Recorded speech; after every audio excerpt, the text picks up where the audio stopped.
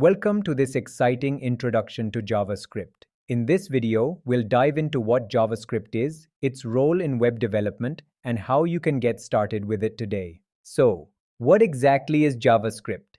It's a programming language that makes websites interactive. Without JavaScript, a web page would just be a static collection of text and images. But with JavaScript, we can add features like interactive forms, animations, dynamic content updates, and much more.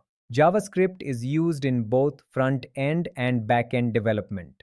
On the front end, it helps you create interactive elements on a web page, like drop-down menus, image sliders, and real-time updates. On the back end, JavaScript with tools like Node.js allows you to manage servers, databases, and API requests. Before you start coding in JavaScript, you'll need a development environment. This means setting up a code editor like Visual Studio Code where you can write your JavaScript code. And don't forget your browser. Whether it's Chrome, Firefox, or Edge, all modern browsers have built-in developer tools that make testing and debugging your code easy.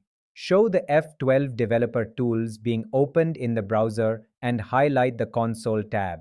Now let's write our first line of JavaScript code. Open your editor and type this, console.log. This line of code will print the message hello world to the browser's console. The console.log method is one of the most important tools for debugging your code. It helps you print output to the console so you can check if everything is working as expected.